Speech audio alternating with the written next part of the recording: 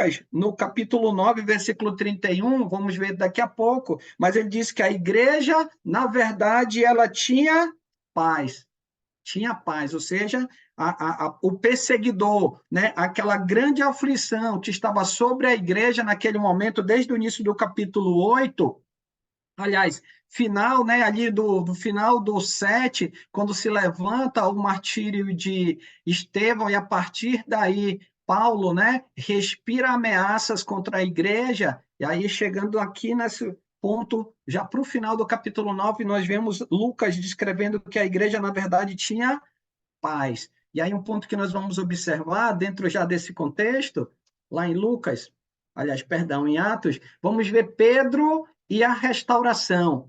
E aí vamos ver já os momentos, vou usar o termo os momentos, porque aqui são relatos de anos, né? A gente vai ver aqui do capítulo 9 até o capítulo 12, o papel ainda que Pedro, né, sendo registrado ali por Lucas, o papel desempenhado por Pedro na propagação da palavra, né, em levar a restauração a quem? Aqueles que ainda não conhecem. Mas nós vamos ver também que na restauração, Deus ele age muitas vezes quando somos tomados pelo desânimo, né? Quando somos tomados pelas situações do dia a dia que nos levam a esquecer das promessas de Deus, Deus também restaura, ele traz à nossa memória, ele traz aos nossos olhos o quê? Que ele é um Deus que olha pelo seu povo e que mesmo que haja situações extremamente delicadas, ele age com um modo de poder nos incentivar. Por exemplo, trazendo para o nosso contexto rapidamente, o período que nós vivemos do Covid. Olha só, podíamos estar todos assim inibidos, mas o que aconteceu? De que modo Deus trabalhou? Deus fez uso, né, daquilo que tinha à disposição. Para quê? Para edificar, para fortalecer, para oportunizar a igreja e aqueles que ainda não conhecem a sua vontade de fazer o quê? De ouvir a sua palavra. Por quê? Porque o Deus que nós seguimos, o Deus que nós seguimos é um Deus de restauro, seja para aqueles, né, que ainda não conhecem, seja para um discípulo que esteja, ao invés de estar animado, né, sabendo que as lutas e as dificuldades fazem parte dessa realidade, se ele se desanima, se ele deixa, né, ele abandona, ele esfria na comunhão, ele esfria, deixa de lado o alimento espiritual, Deus quer justamente fazer com que ele seja restaurado, ou seja, esse desânimo se transforme em ânimo, né? Esse esfriamento espiritual, ele possa se tornar em algo fervoroso, né? Algo assim quente no sentido de que ele possa colocar em prática o quê? A vontade do Senhor. Então nós vamos ver que virando essa página do capítulo 9, a partir do versículo 32, Pedro, ele começa, né, a passar por toda parte e ele desce, né? Qual é a ideia de descer?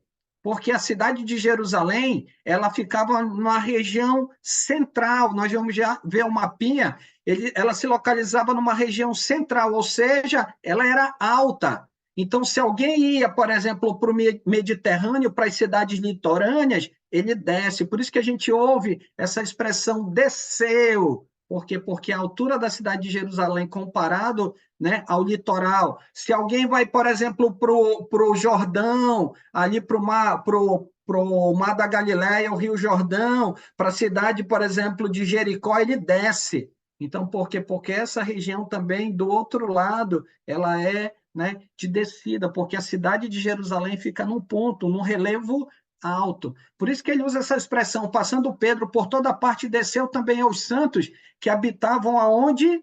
Em Lida. Lida, talvez você nunca tenha ouvido, né? A quem desceu Pedro? De acordo com o versículo 32, ele desceu aos santos, né, que estavam aonde? Na cidade de Lida. Aí nós temos um mapinha aqui no cantinho, ó. Então ela já ficava indo no sentido do litoral. Só para você ter uma ideia, essa cidade ficava a cerca de 40 quilômetros de distância, né? De Jerusalém a Lida dava cerca de 40 quilômetros. De Lida para o litoral era cerca de 20 quilômetros. Ela ficava na estrada que ia de Jerusalém a uma cidade que nós também vamos ver hoje chamada Jope, né? E aí nós vamos ver que essa cidade ela ficava na estrada que ligava Jerusalém a Jope. Então, Lida ficava a cerca de 40 quilômetros de distância de Jerusalém. Como eu li logo no início, a igreja, na verdade, tinha o quê? Tinha paz. Olha só a dimensão, né, da igreja, né? E vamos ver já já os motivos que levaram, ou quem provavelmente levou o evangelho a Lida, a essas outras cidades, nós vamos já acompanhar. Mas a igreja, na verdade, tinha paz em que parte? Lá do contexto conhecido aqui, Judéia, Galiléia e Samaria, ou seja, ao sul, a parte mais central ali, né, de Israel e o norte, que seria a Galiléia. Então, nós podemos perceber que nessa região havia o quê? Paz, havia paz. Com a chamada perseguição de Paulo, nós vamos observar que os cristãos começaram a ir, a se dispersar. E aí vem um ponto bem importante.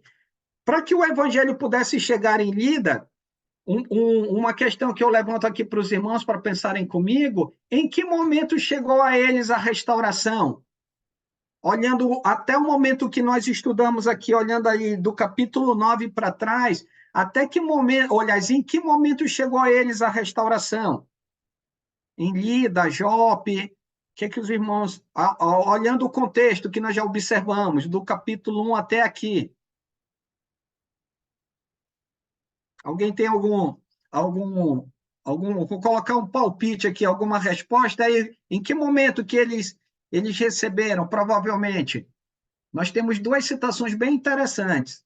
Vamos lá, deixa eu compartilhar com os irmãos.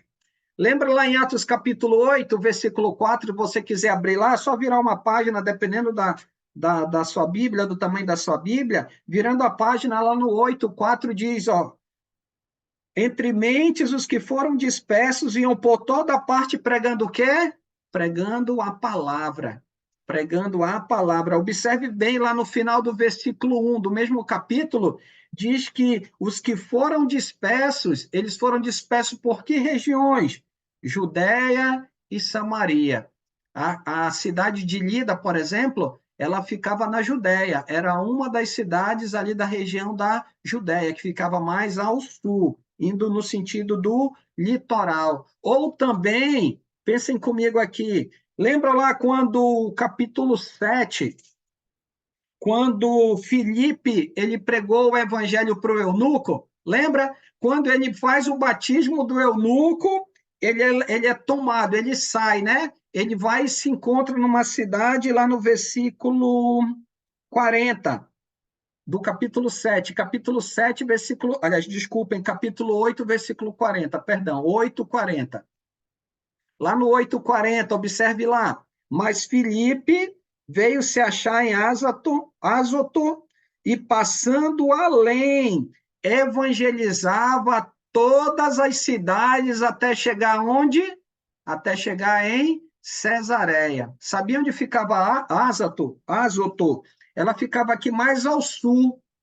Então, lembra que ele foi para Gaza, bem para o cantinho, indo no sentido do Egito, né, mais próximo do Egito do que de Jerusalém. Então, ele vai do sul, subindo. Eu coloquei aqui, até no mapinha aqui ao lado, ó, se você observar aqui, ó. Então, ele vai, ó, do sul em direção aonde? A Cesareia. E o que ele faz nesse sentido, nessas aldeias? Como diz aqui, nas cidades, evangelizava todas as cidades até chegar aonde? Até chegar em Cesareia. Então é provável que esses santos, no qual Pedro ele passou a visitar, esteve com eles ali na cidade de Lida, fossem provenientes, assim, originários vindo lá da perseguição no capítulo 8, no início, que foram dispersos pela perseguição, ou fruto do trabalho da pregação de quem? De Filipe, onde ele saiu ali do sul e se destinou até a região, a cidade de Cesareia, indo mais para o norte. Então, é provável que esses santos tenham sido fruto desses dois trabalhos, né? Os dispersos ali, que nós não conhecemos o nome, mas também parte do capítulo 8 nós temos a citação de Filipe, e aí fecha no versículo 40. Então, é provável que esses santos tenham sido fruto desses dois trabalhos. Versículo 33, nós vamos observar, capítulo 9, versículo 33, que Pedro ele vai para os santos.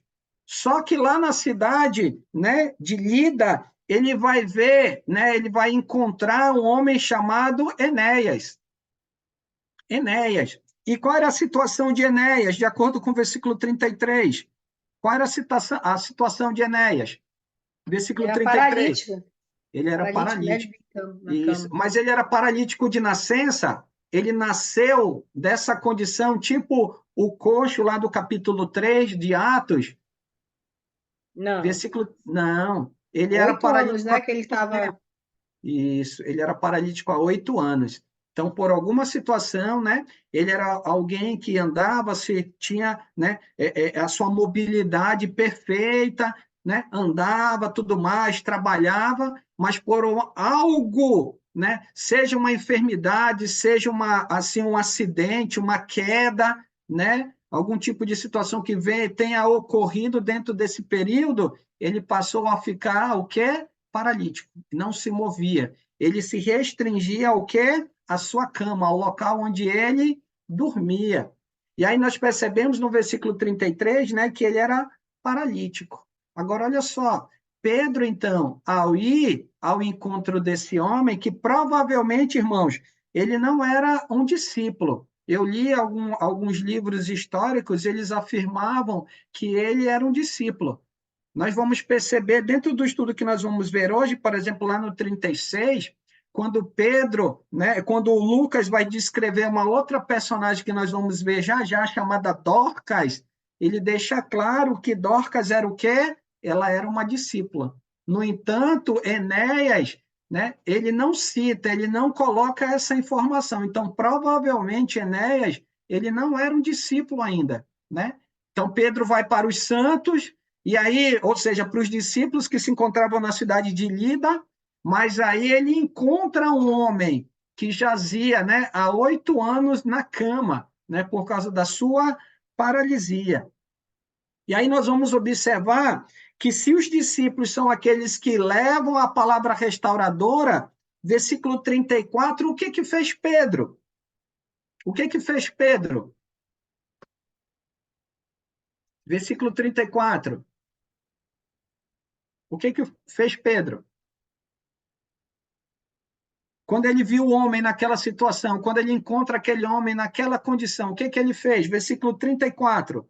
Ele mandou ele se Que Jesus levantar, tinha né? curado ele. Jesus te cura e mandou se levantar. Isso, isso. Então, olha só a atitude de Pedro, o que que Ei, ele Sandro, fez? só um pouquinho. Então, os Fale, santos aqui que mano. ele está se referindo são os irmãos, né? Isso, os santos que ele Tá, se refere lá no versículo 32. tá bom.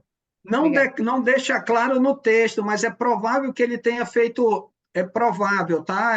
É uma possibilidade, não que seja, mas é provável que seja o mesmo trabalho que ele fez com os discípulos lá em Samaria. É provável que ele tenha ido para impor as mãos para que eles recebessem os dons.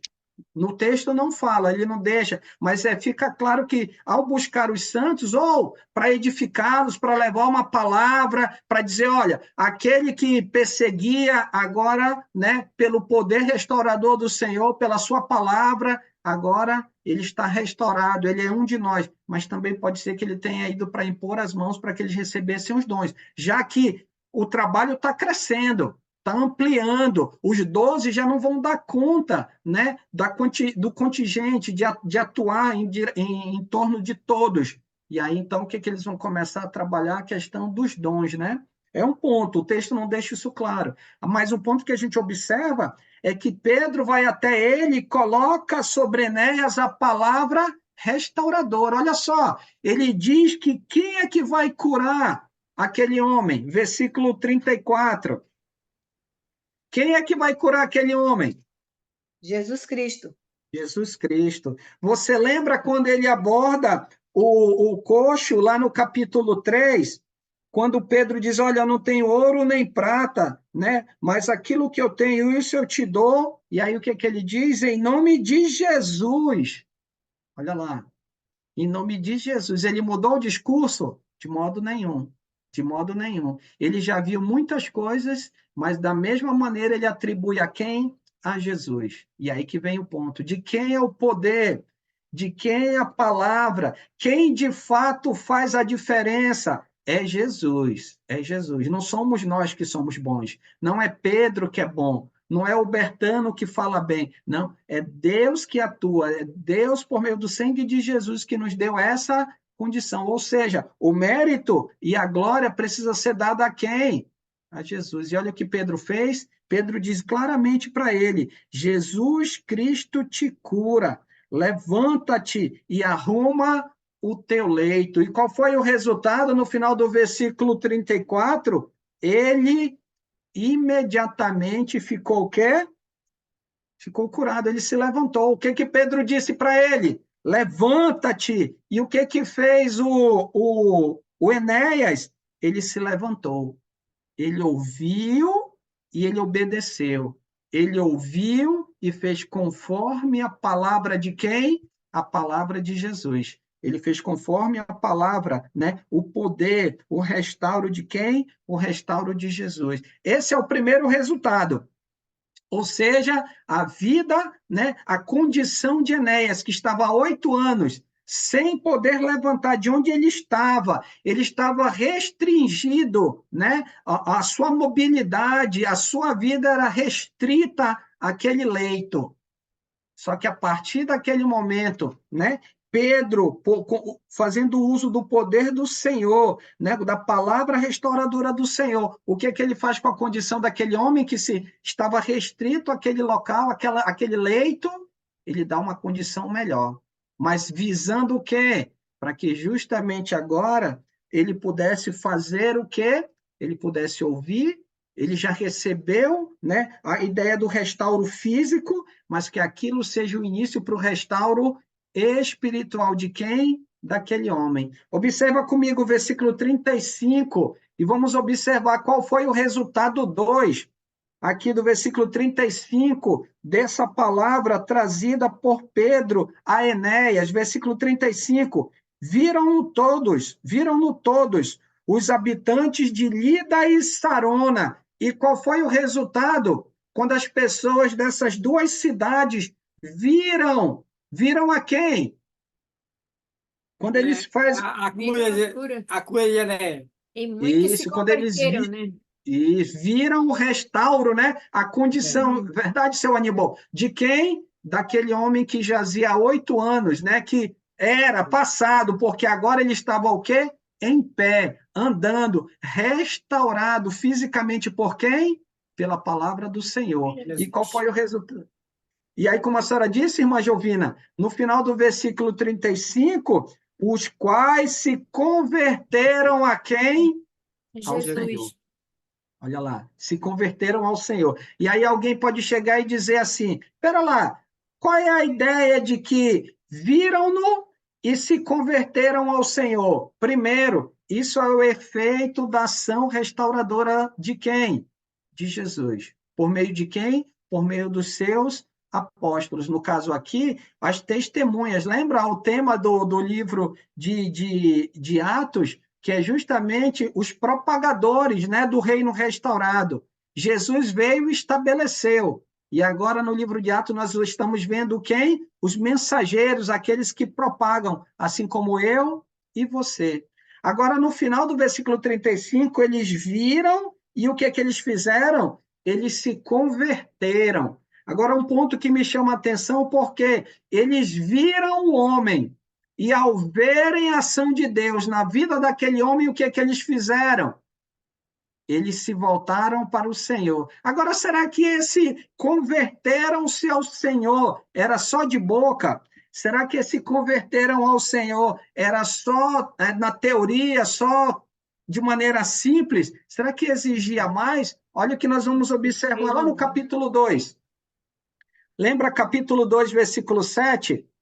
Quando, naquele primeiro momento de Atos, quando os apóstolos, no capítulo 2, ao observarem a ordem de Jesus para que eles permanecessem na cidade de Jerusalém, porque era lá que eles iam receber poder, e eles recebem a presença do Espírito. e através disso eles passam a falar o quê?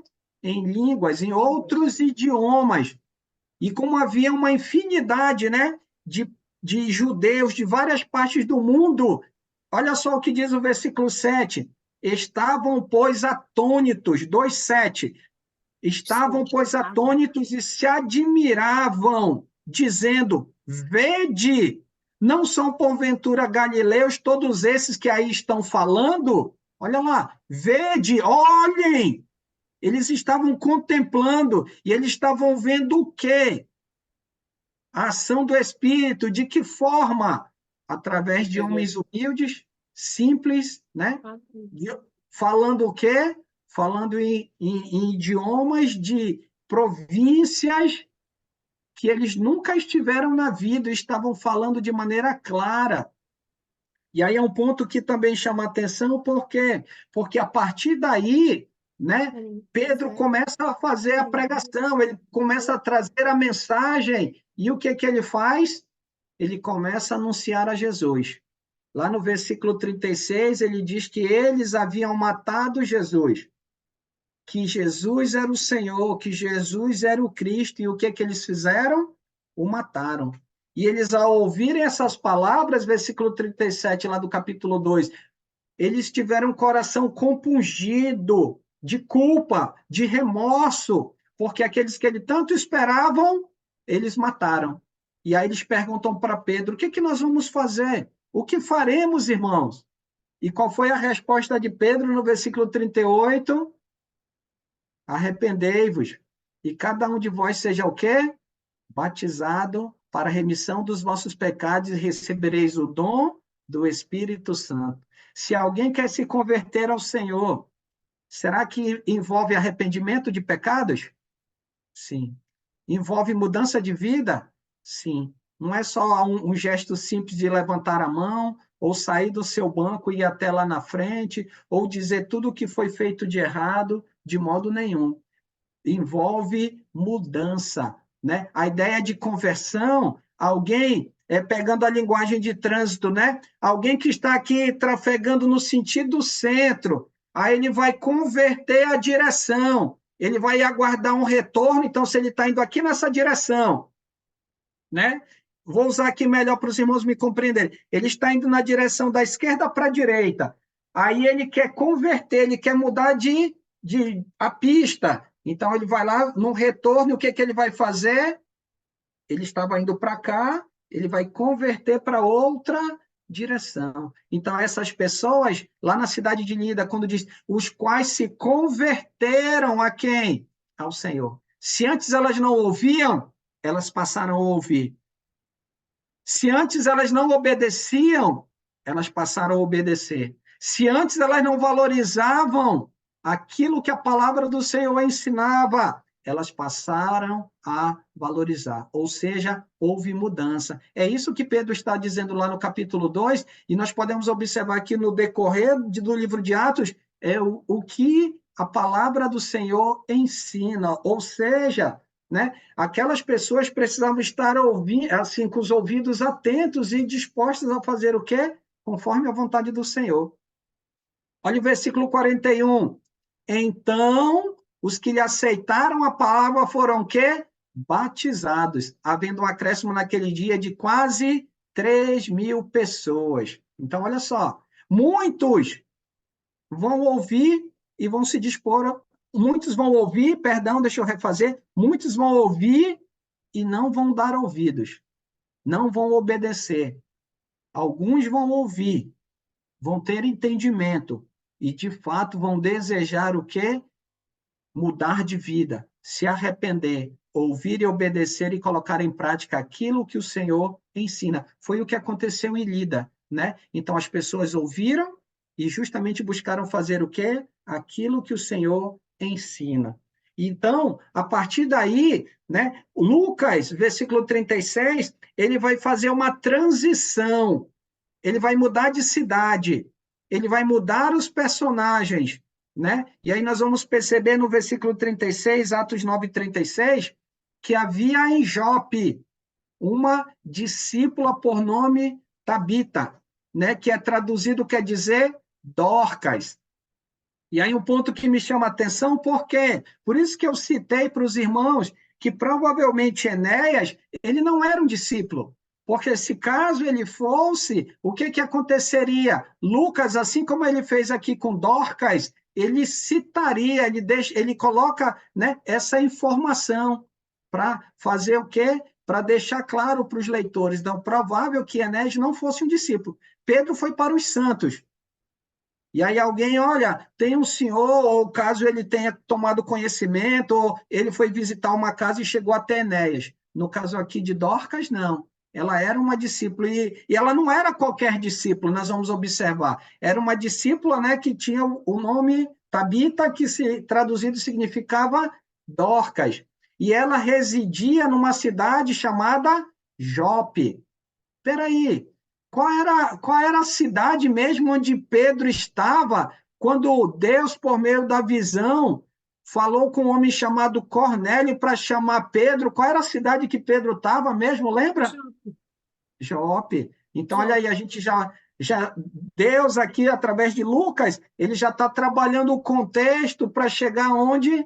Lá no capítulo 10, né? Mas aí nós vamos observar, a cidade de Jope, ela ficava a cerca mais ou menos de 20 quilômetros de distância de Lida. Então, Lida ficava a 40 quilômetros de Jerusalém e Jope ficava a 20 quilômetros, era uma cidade litorânea. Tanto é que a gente tem, né, um homem lá, um irmão chamado Simão, que trabalha com o curtimento de couro, né? Mas aí nós vamos ver uma informaçãozinha aqui no finalzinho do capítulo 9. Continuando. E olha só, Dorcas, ela era qualquer irmã? Versículo 36. Não, era uma discípula ativa. Ela era notável pelas boas obras. Ela era notável pelas ações, né? Fazia Diante da túnicas e Irmandade. vestidos, né? Isso. Mas um outro ponto, assim, esmolas, eu pesquisando, irmãos, se os irmãos quiserem anotar, uma tradução mais adequada para esmolas seria atos de bondade, né? Então, ela era uma pessoa que agia de boas obras para com os da Ela fé, era mas ela era piedosa e bondosa. generosa, né, Sandro? Isso. Porque às vezes pensa, idosa, eu vou pegar, quanto é que eu tenho? 10 reais, 12 reais. Né? Eu vou pegar esses 2 reais aqui, eu vou dar para esse morador de rua. Eu estou sendo uma pessoa, eu estou doando esmola. Não, a ideia dela não era essa, ela agia com atos de bondade. Né? E aí, como a senhora citou, e a gente vai já ver, dona Jovina, ela agia de um modo em relação a quem? As viúvas. Né? Vamos passando aqui. E como é que se caracterizava, então, essas boas obras de Dorcas? Acompanhe comigo o versículo 39. Capítulo 9, versículo 39. Como é que se caracterizava essas boas obras de Dorcas? Versículo 39, no finalzinho, diz o quê? Que ela fazia o quê? Fazia vestidos, né? Isso. Quando ela faleceu, né, só adiantando, só para a gente entender as boas obras, as viúvas que lá estavam velando ela, né, trouxeram, né, o que? As obras de bondade dela.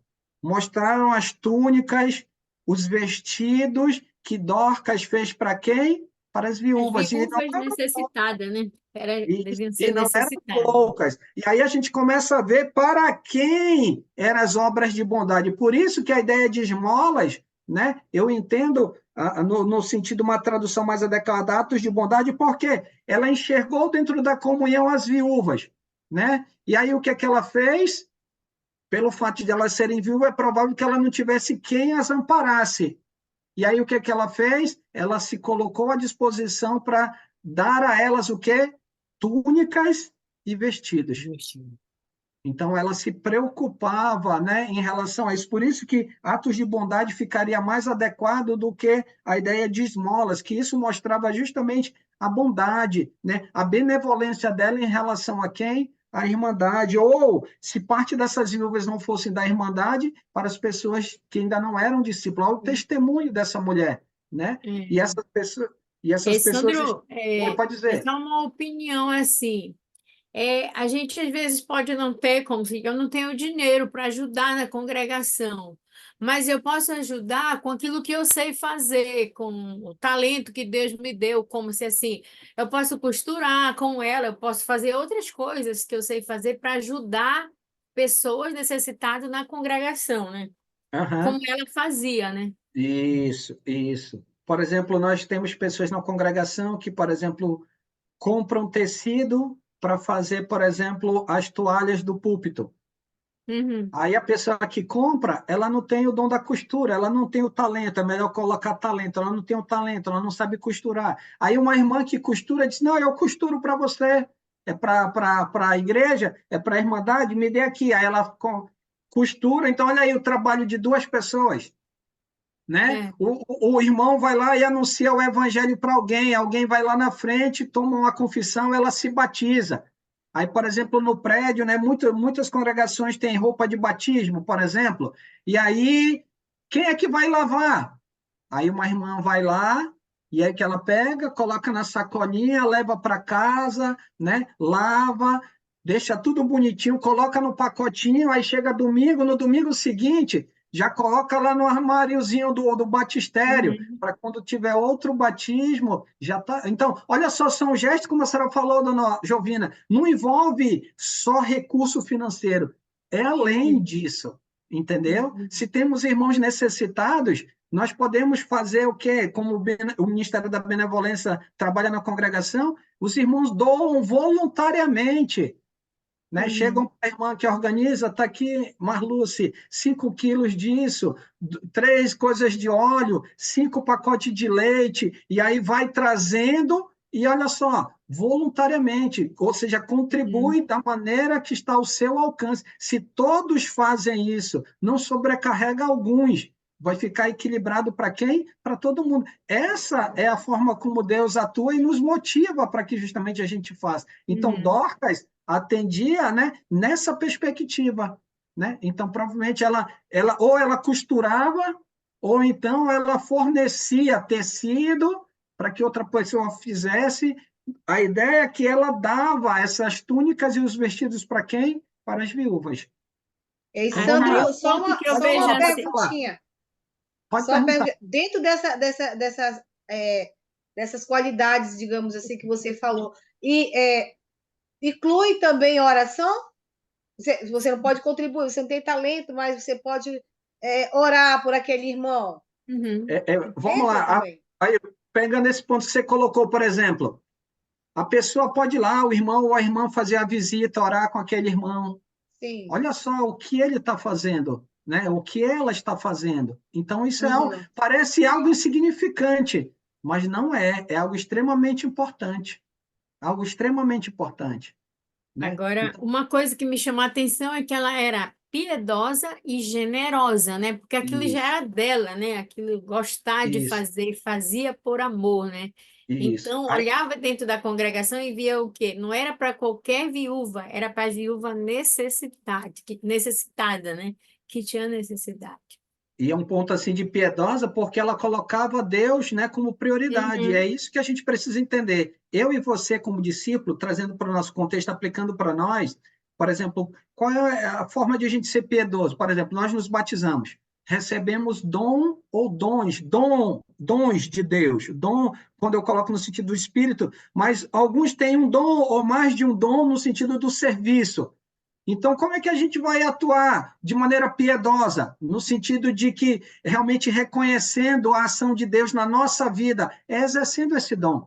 Se é levar a palavra, é fazer. Se é ensinar, ensine. Se é pregar, pregue. Se é agir com misericórdia, haja. Se é administrar, como trabalha lá em Romanos capítulo 8, administre. O ponto é executar no sentido de agir, não é para guardar para si, mas é para colocar em prática. E a gente pode ver que Dorcas ela agia desse modo. O que ela tinha, ela colocava à disposição daqueles que careciam. Então, as pessoas viam, se as pessoas viam, imagine Deus, entendeu? Imagine o Senhor. na qual ela colocava como prioridade na sua vida. E aí o texto diz, versículo 37, que ela, né, aconteceu que naqueles dias ali, na estada de Pedro, lá ali na cidade de Lida, né, naquele contexto ali temporal onde Pedro estava em Lida, naquele período aconteceu que ela adoeceu e ela veio a falecer. Ela morreu. Ela morreu. E aí foram e colocaram ela onde? Num cenáculo, numa sala, num local amplo, né? Provavelmente cuidaram e aí deixaram ela lá no para velar, né? Ou no caso, ela. E aí um ponto que a gente vai observar no versículo 38, que como a cidade de Lida era próximo da cidade de Jope, eles souberam que quem estava lá na cidade de Jope? Quem é que estava lá na cidade de Jope? A Pedro. 20 Pedro. Pedro, Pedro. E eles foram lá e mandaram dois mensageiros. Dois mensageiros para ir fazer o quê? Para avisar quem? Para avisar Pedro. E chegaram lá, deram o seguinte recado: não demores em vir ter conosco. Olha só. E aí que tem uma outra situação, pegando o exemplo de Dorcas. Será que quando ela via a situação de uma dessas viúvas carente, né? Carente que eu digo assim, necessitadas, né? Será que ela disse, não, ano que vem eu ajudo? Não, ela via provavelmente com aquilo como algo urgente.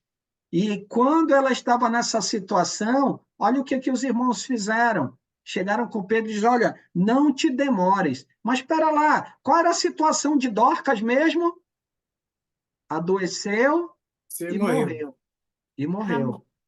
E mesmo assim, eles mandaram chamar quem? Pedro. Pedro. E olha só, quando Pedro ouviu, versículo 39, logo no início, quando Pedro ouviu aquelas palavras, o que fez Pedro? Ele Versículo foi com Pedro, 39. foi com eles.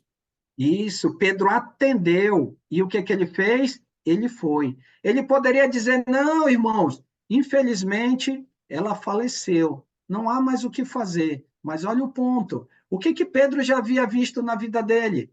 No ministério dele, lá atrás, no ministério de Jesus? Muitas coisas. Ele viu que o poder restaurador de Jesus, ele é, É possível. assim, não tem limites, né? E É o que ele possível. fez? Ele foi com aqueles homens. Ele foi com aqueles homens.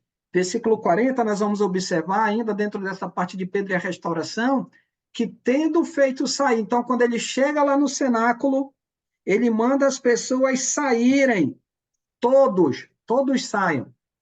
Então ele foi e se pôs de joelho. E ao se colocar de joelhos, o que fez Pedro, irmãos? Orou. Orou. Agora, uma pergunta, só para encargo de a gente refletir. Por que Pedro faz a oração? Levando conhecimento a Jesus, né? Levando o conhecimento a Jesus, porque presta atenção. Qual era a condição de Dorcas naquele momento? Morta. Ela estava morta. Pedro, então, vai levar a Deus, vai levar ao Senhor a condição dela e vai deixar em cargo de quem? Para que haja restauração? Jesus. Jesus. O poder está em Pedro? Não. Não. O poder está no Senhor. O poder está em Deus. E aí que vem o ponto. Por que é tão importante nós orarmos um pelos outros? Uma, porque precisamos nos importar uns com os outros. Dois, porque nós, como família, precisamos prezar, né? Ter essa importância, julgar, no sentido, quando eu digo julgar, colocar os nossos irmãos, né? Como relevantes, importantes, valiosos para o quê? Para o reino, né? Mas também para mim e para você. Então, essa ajuda, né? Essa cooperação mútua, ela é extremamente importante. Um só ajudando, talvez leve um tempo, ele consiga ajudar, mas ele vai levar um tempo para atender alguém com uma necessidade. Mas cada um de nós, juntos, atendendo aquela determinada necessidade, nós vamos atender com urgência, né, aquilo que aquela pessoa está necessitando. eu fico assim muito alegre no coração, né, quando o Giovanni traz, por exemplo, as situações quando da irmã Jeane sobre um exame, aí diz, ó, a irmã Jeane precisa fazer esse exame assim, assim, assim, o valor é X. Aí abre para os irmãos cooperarem num determinado período, não, já chega, porque a irmã disse que já tem mais do que o valor. Isso é o que, irmãos? Isso é justamente o Senhor, eu e você, permitindo que Deus atue através de mim e de você. Então, olha só, a diferença que nós fazemos quando realmente somos propositados a cooperar uns para com os outros. E olha só a importância da oração, ela é extremamente valiosa. Alguém pode chegar na porta de alguém e bater e dizer, olha, o senhor gostaria de estudar a palavra? A pessoa dizer, não, eu não preciso, eu já conheço.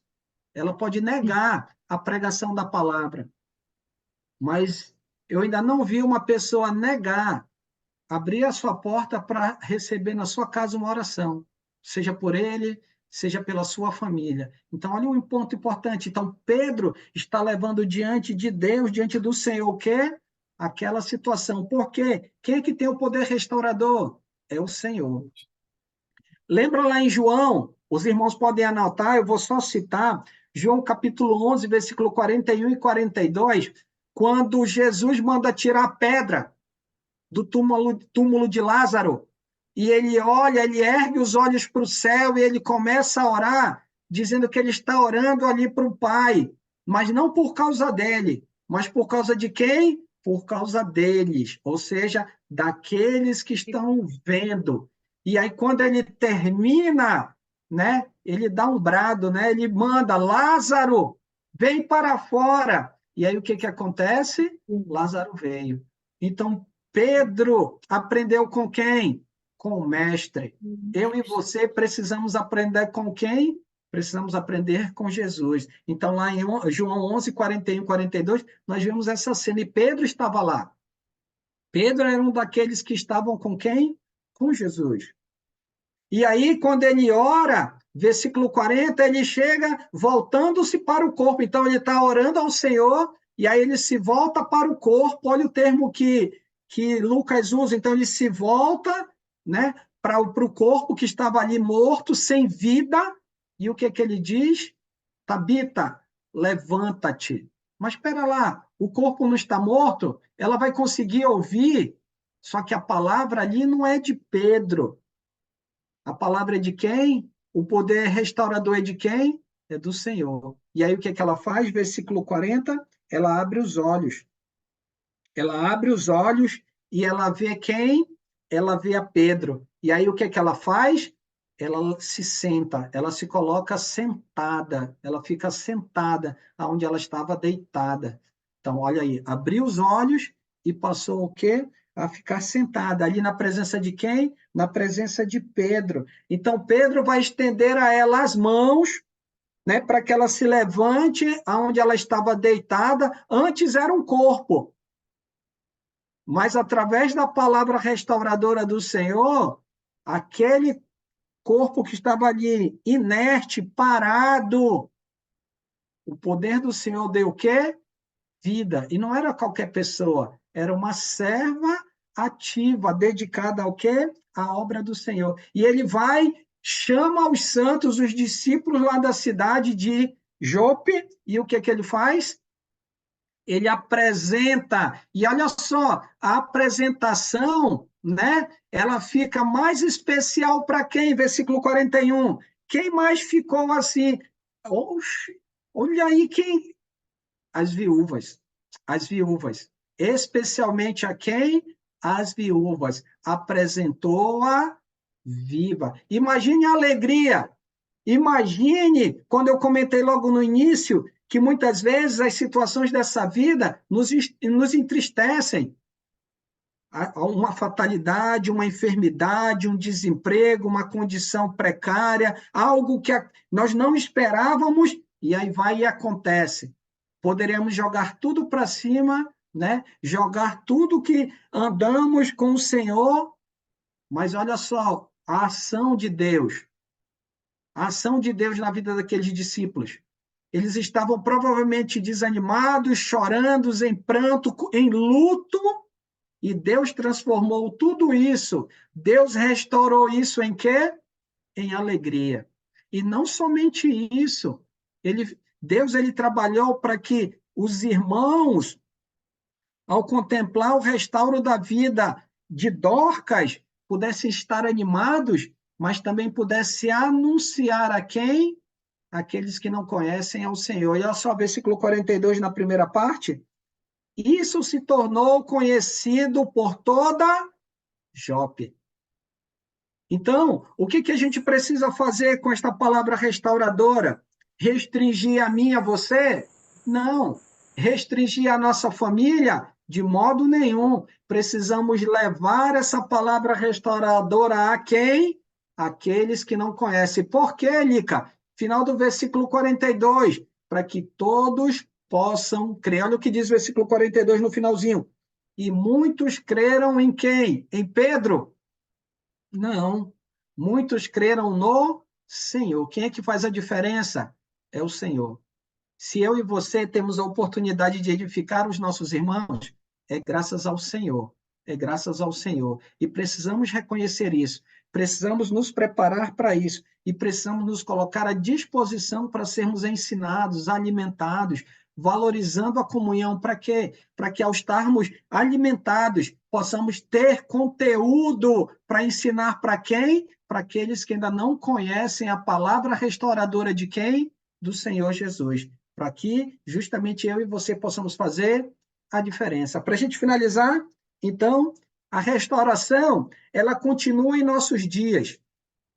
Mas nós vamos observar que a palavra restauradora de Jesus, ela está ao alcance de todos. Não é verdade? Ela estava ao alcance de todos. Estava ao alcance de Enéas. Estava ao alcance dos cidadãos ali, dos moradores de Lida, de Sarona, de Jope. Estava ao alcance de todos.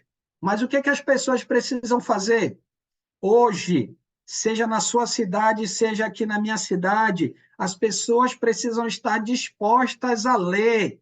Como é que elas vão conhecer ao Senhor se elas não leem a palavra?